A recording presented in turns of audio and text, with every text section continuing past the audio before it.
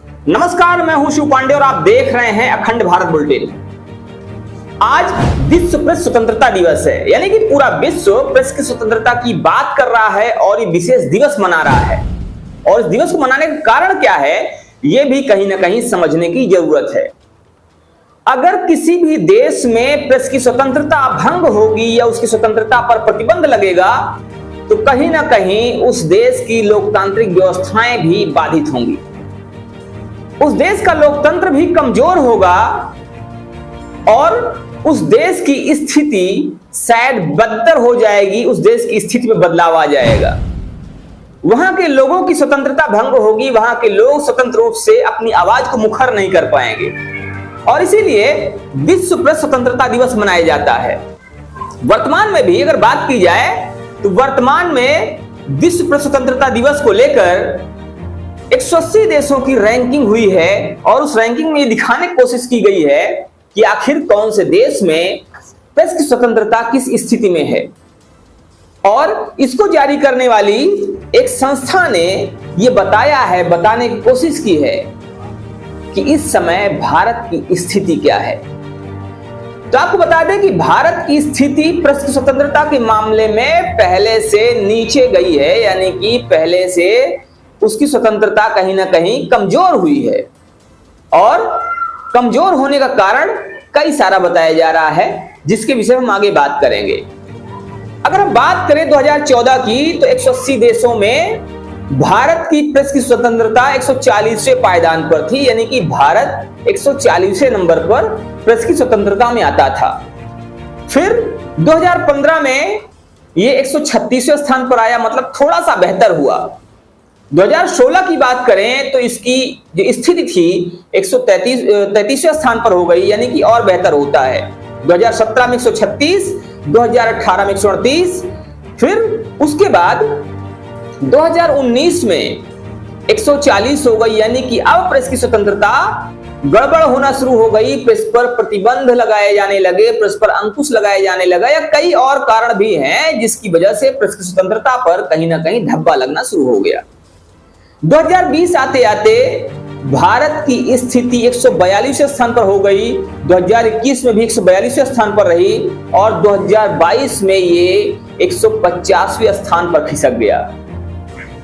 तो भारत की जो प्रेस की स्वतंत्रता की बात की जा रही है वो कहीं ना कहीं 2016 के बाद से लगातार बदतर होती गई और 2022 के बाद 2023 आते आते ये 150 से 161वें स्थान पर खिसक गया। यानी कि अगर ये कहा जाए कि इसकी स्थिति और भी बदतर हो गई तो ये कोई बड़ी बात नहीं होगी। 2024 में 159वें स्थान पर, 2025 में 191वें स्थान पर और 2026 में यानी कि इस समय जो स्थिति है वो 157वां स्थान भारत का है। यानी कि अगर बात की जाए 180 देशों की सूची में भारत का स्थान तो इस समय 157वां स्थान है। ये कहना गलत नहीं होगा कि इस समय जो हमारे पड़ोसी देश हैं उनकी प्रेस की स्वतंत्रता भारत के मुकाबले कहीं ज्यादा बेहतर है, जिसमें पाकिस्तान भी आता है और उससे बेहतर अगर नेपाल की बात की जाए तो नेपाल आता है। नेपाल में प्रेस की स्वतंत्रता भारत के मुकाबले काफी बेहतर देखी जा रही है। अब यहां पर प्रश्न यह भी उठता है कि आखिर इसके पीछे कारण क्या है। तो जिस संस्था ने इसको जारी किया है उसको लेकर कई सारे कारण बताए जा रहे हैं, जिसमें एक है पत्रकार की सुरक्षा। अगर पत्रकार को सुरक्षा नहीं प्रदान की जाएगी, पत्रकार की सुरक्षा में कानून नहीं होंगे, पत्रकार की सुरक्षा के लिए विशेष प्रावधान नहीं होंगे तो पत्रकार खुलकर पत्रकारिता नहीं कर पाएगा। पत्रकार खुलकर ना तो अपने विचार रख पाएगा और ना ही वो स्वतंत्र रूप से पत्रकारिता की जो एक अहम कड़ी होती है उसको बना पाएगा, उसको जोड़ पाएगा और आगे बढ़ पाएगा। तो पत्रकार की सुरक्षा एक अहम मुद्दा है। अक्सर देखा जाता है कि पत्रकार को धमकाया जाता है, पत्रकार को जेल में डाल दिया जाता है, पत्रकार के साथ बहुत सारी घटनाएं होती हैं। जो कि सुनी गई हैं। हमारा कोई ऐसा दावा नहीं है, लेकिन कहीं ना कहीं ये जो इंडेक्स है, ये जो सूची है, सूचकांक है, ये बड़ा इशारा करता है कि कोई बात तो जरूर है जिसकी वजह से ये चीजें सामने आ रही हैं। तो एक मुद्दा जो बताया जा रहा है वो है पत्रकार की सुरक्षा, जिसको लेकर कहीं ना कहीं भारत की जो साख है वो विश्व स्तर पर इस मामले में गिरी है।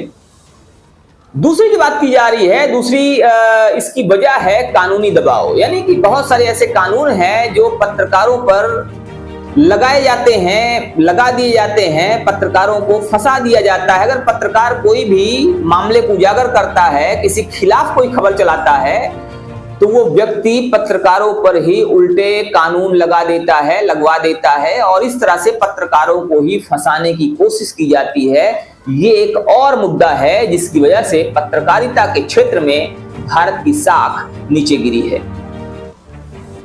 तीसरा एक कारण बताया जा रहा है मीडिया का स्वामित्व, और मीडिया के स्वामित्व के संबंध बात यह की जा रही है कि मीडिया का स्वामित्व कुछ विशेष लोगों के हाथ में हो गया है, जिसकी वजह से पत्रकारिता कहीं ना कहीं अपने स्तर को छोड़कर निचले स्तर पर आ गई है। यानी कि पत्रकारिता जो भारत की है उसकी साख नीचे गई है, क्योंकि भारत की पत्रकारिता कुछ निश्चित लोगों के हाथ पहुंच गई है और वो लोग अपने हिसाब से खबरों को चलाते हैं और वही दिखाते हैं जो उनके आका कहते हैं। इसके बाद एक जो अहम मुद्दा है वो राजनीतिक प्रभाव का है। पत्रकारिता पर भी राजनीतिक प्रभाव देखा जाता है, राजनीतिक दबाव देखा जाता है, जिसकी वजह से पत्रकार स्वतंत्र रूप से पत्रकारिता नहीं कर सकते हैं, स्वतंत्र रूप से वो अपनी खबरें नहीं चला सकते हैं, अपनी बातें नहीं रख सकते हैं, क्योंकि जिसके खिलाफ खबर चलाते हैं वो अपनी राजनीतिक प्रभाव के वजह से अपने राजनीतिक प्रभाव का उपयोग करता है और पत्रकार को कहीं ना कहीं किसी ना किसी मामले में फंसा देता है, जिसकी वजह से पत्रकार न्यायालय के चक्कर काटते हुए देखे जा सकते हैं। उसके ऊपर आरोप लगा दिए जाते हैं, धाराएं लगा दी जाती हैं और वो व्यक्ति जो पत्रकारिता कर रहा था वो व्यक्ति अब न्याय के लिए दर दर भटकता हुआ दिखाई देता है। और ये एक बड़ा मुद्दा है जिसकी वजह से पत्रकारिता आसान काम नहीं रहा। फिर एक और मुद्दा जो सामने आ रहा है वो है शारीरिक हमले। कहा ही जा रहा है कि जब पत्रकार किसी मामले को उजागर करता है, किसी भी गंभीर विषय पर बोलता है, उस मुद्दे को उठाता है, तो उस पर शारीरिक हमले कर दिए जाते हैं। जिस खिलाफ वह खबर चला रहा है, जिसके खिलाफ वह कोई मामला उजागर कर रहा है, तो वो व्यक्ति पत्रकार पर हमले कर देते हैं। और हमले कारण है कि पत्रकार के फेवर में जो कड़े नियम है, कानून है, उसका ना होना। तो पत्रकारिता करना आज भारत में यह माना जा रहा है कि बहुत ही कठिन काम है, आसान काम नहीं है, जिसकी वजह से लोग पत्रकारिता करने से भी डरते हैं। कब कौन कहां किस पर हमला कर दे, इस पर कुछ भी कहा नहीं जा सकता। और ये एक अहम कारण माना जा रहा है जिसकी वजह से भारत की पत्रकारिता कहीं ना कहीं दुनिया में निचले स्तर पर जा रही है। तो ये जो मामला है, ये जो मसला है, ये कहीं ना कहीं गंभीर सवाल खड़े करता है। लेकिन अगर भारत सरकार की बात करें तो भारत सरकार कहना यह है कि जो भी बातें की जा रही हैं और जो सूची जारी की जा रही है, जो सूचकांक जारी किया जा रहा है, ये कहीं ना कहीं पूर्वाग्रह से ग्रसित है और भारत की साख को खराब करने के लिए, भारत को नीचा दिखाने के लिए ऐसा किया जा रहा है। फिलहाल हम भी यही मानते हैं और मानना चाहिए, क्योंकि जहां पर अपने देश की बात आए तो मान लेना चाहिए कि जरूर हो सकता है निश्चित रूप से भारत की साख को गिराने के लिए ऐसा किया जा रहा हो। लेकिन कहीं ना कहीं भारत में भी पत्रकारों के द्वारा ये मांग होती रही है कि पत्रकारों की सुरक्षा के लिए, उनके ऊपर हो रहे हमलों को रोकने के लिए, उनके खिलाफ हो रही जो ये राजनीतिक साजिशें हैं और बहुत सारी अन्य साजिशें हैं, उनको रोकने के लिए काम होना चाहिए, कानून बनना चाहिए। पत्रकारों को भी कानूनी दांवपेच में जिस तरह फंसा दिया जाता है, जिस तरह से उनके ऊपर धाराएं लगा दी जाती हैं, जो लोग पत्रकारों से चिढ़ जाते हैं, पत्रकारों पर SC/FT तक का एक्ट लगा देते हैं, भले ही उससे कोई संबंध ना हो। और अभी कुछ समय पहले अगर देखा जाए तो एक ऐसे ही महिला रिपोर्टर पर SC/FT का एक्ट लगा दिया गया था, जो महिला उस व्यक्ति को जानती तक नहीं थी कि आखिर वो किस जाति का है। उस महिला पत्रकार पर SC/FT का एक्ट लगा दिया जाना अपने आप में गंभीर सवाल खड़े करता है। तो आखिर ऐसे में देश की पत्रकारिता किस स्तर पर जाएगी?